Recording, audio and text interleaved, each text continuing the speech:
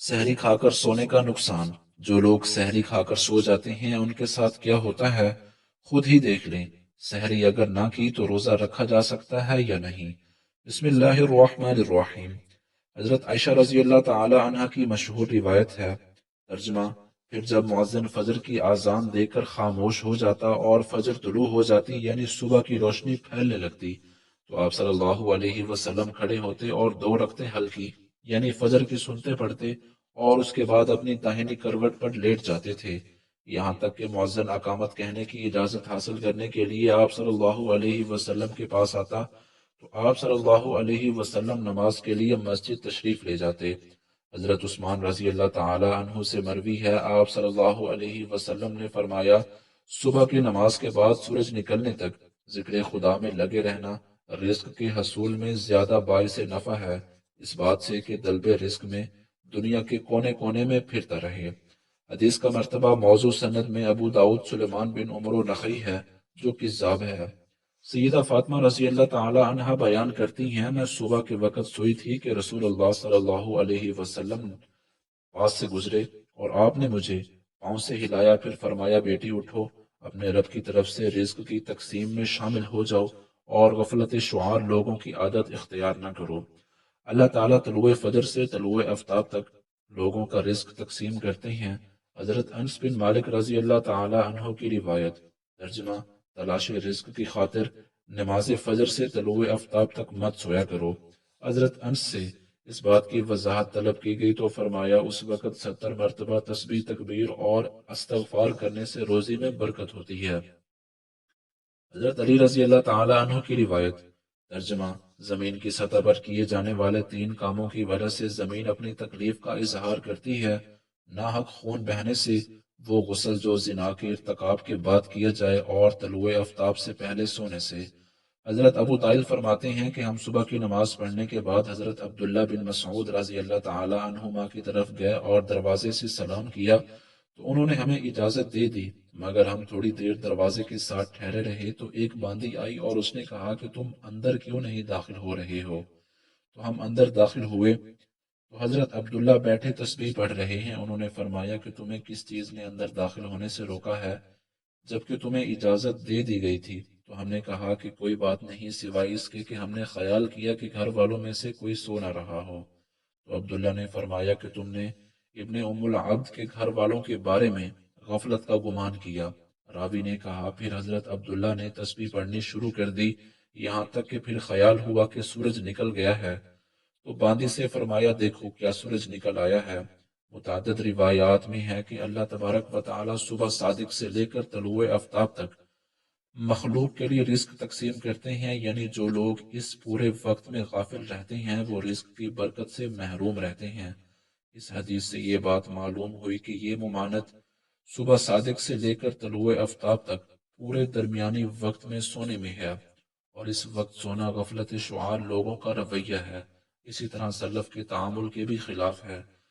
नबी सल्लल्लाहु अलैहि वसल्लम और सहाबा कराम का तरीकाकार ये था कि वो जब फजर की नमाज पढ़ लेते तो सूरज तलू होने तक अपनी नमाज की जगह पर ही बैठे रहते थे और जिक्र अस्कार में मशगूल रहते। इस वक़्त में जिक्र खुदा में लगे रहना रिस्क के हसूल में ज्यादा बाइस नफा है। आज हमारे मुआशरे में ये ट्रेंड बना हुआ है कि नौजवान रात के 2 बजे 3 बजे मोबाइल, फेसबुक, व्हाट्सएप, इन सब चीज़ों पर लगे रहते हैं। फिर उनसे सुबह की नमाज भी कज़ा और दोपहर के 12 बजे या 1 बजे तक वो आराम फरमा रहे होते हैं, और घर में ऐसा कोई भी इंसान नहीं होता जो उन्हें ऐसा करने से बाज रखे।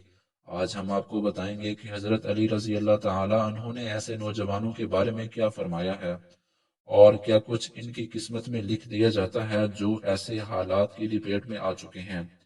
हजरत अब्दुल्ला बिन अब्बास रजी अल्लाह ताला अन्हु से मरवी है कि जो भी इंसान सुबह सोया पड़ा रहता है तो इस अमल को इस्लाम में सख्त नापसंद करार दिया है कि दोपहर के अलावा किसी भी वक्त मत सोया करो। जिसे कहलूला कहा जाता है वो दोपहर के औकात में ही अदा किया जाता है, और ये अमल हमारे नबी हजरत मोहम्मद सल्लल्लाहु अलैहि वसल्लम भी किया करते थे। कहलूला वो नहीं जिसमें इंसान दोपहर में पेट भरकर खाना खाकर सो जाते हैं।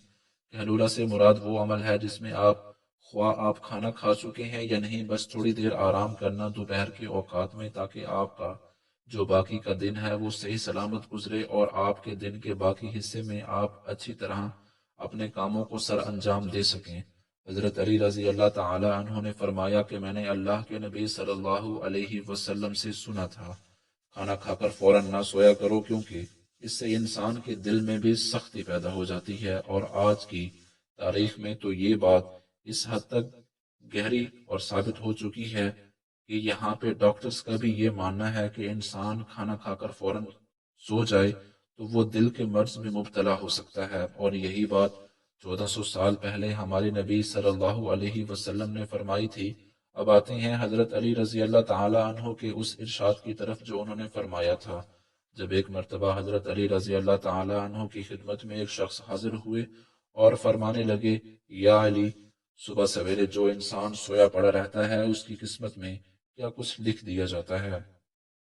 تو جواب میں حضرت علی رضی اللہ تعالی عنہ فرمانے لگے، اے اللہ کے بندے، میں نے اللہ کے نبی صلی اللہ علیہ وسلم سے سنا کہ جو بھی انسان صبح کے اوقات میں سویا پڑا رہتا ہے اور وہ فجر کی نماز بھی قضا کر بیٹھتا ہے یا پھر وہ فجر کی نماز ادا کر کے سو جاتا ہے، تو جب فرشتے آسمانوں سے اس کے مقدر کا رزق لے کر زمین کی طرف آتے ہیں اور وہ رزق انسانوں سے بانٹنے لگ جاتے ہیں تو وہ انسان سوئے ہوئے ہوتے ہیں۔ اسی وجہ سے وہ فرشتے وہ رزق واپس لے کر اپنے ساتھ آسمانوں کی طرف لوٹ جاتے ہیں، اور جب وہ نیند سے فارغ ہو کر اٹھتا ہے، بیدار ہوتا ہے، تب ایسے لوگ رزق کی تنگی کی شکایات کرتے پھرتے ہیں۔ آپ نے دیکھا ہوگا کہ جب اکثر لوگ رزق کی تنگی کی شکایت کرتے ہیں، آپ ذرا ان سے پوچھیں، یہ صرف ایک آزمانے کے لیے آپ پوچھیں تو صحیح، آپ جب ان سے پوچھیں گے کہ صبح کتنے بجے اٹھتے ہو تو وہ آپ کو جواب میں لازماً یہی کہیں گے کہ ہماری تو آنکھ سویرے کھلتی ہی نہیں، ہم صبح اٹھتے ہی نہیں، اٹھنا بہت مشکل ہے ہمارے لیے۔ یہی وجہ ہے وہ رزق ان پر تنگ کر دیا جاتا ہے اور پھر وہ تنگ دستی اور بے روزگاری کی شکایت کرتے پھرتے ہیں۔ تو آپ سے گزارش ہے کہ آپ سویرے اٹھا کریں، آپ سویرے نماز ادا کیا کریں اور کوشش کریں کہ مرد حضرات جماعت کے ساتھ نماز ادا کیا کریں، پھر قرآن کی تلاوت کریں، اس کے بعد اپنے دن کی شروعات کریں اور آپ دیکھیں کہ کیسے آپ کا دن اچھا گزرتا ہے، آپ کے دن میں برکت ہوتی ہے۔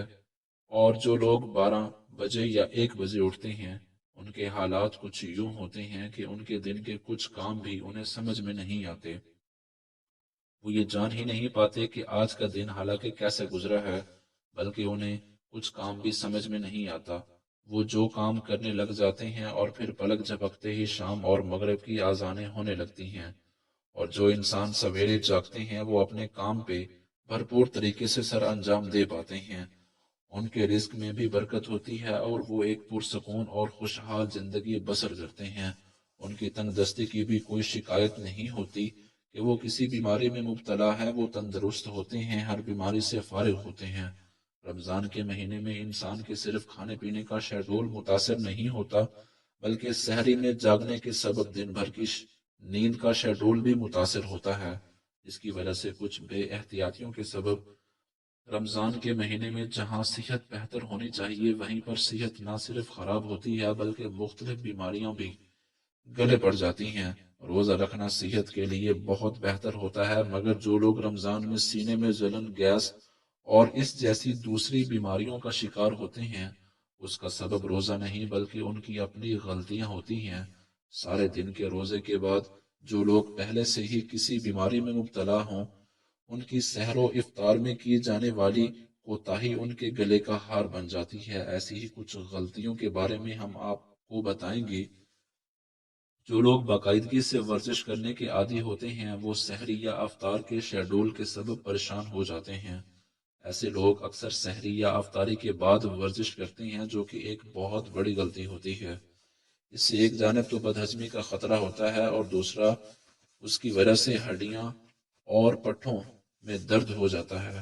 لہٰذا اگر ورزش کرنا ضروری بھی ہے تو اس کے لیے سب سے بہترین وقت سحری سے پہلے کا وقت ہوتا ہے، کیونکہ اس وقت میں انسان کا معدہ خالی ہوتا ہے اور صبح کے لیے بہتر ہوتا ہے کچھ لوگ رات کو دیر سے کھانا کھا کر سو جاتے ہیں اور نیند کی وجہ سے سحری نہیں کرتے۔ سحری چھوڑنے کی وجہ سے روزے کا دورانیہ بڑھ جاتا ہے، جو کہ جسم کی اندرونی کمزوری میں بہت زیادہ اضافے کر دیتا ہے، جس سے نہ صرف چہرے کی چمک دمک ماند پڑ جاتی ہے بلکہ قوت مدافعت میں بھی کمی واقع ہوتی ہے۔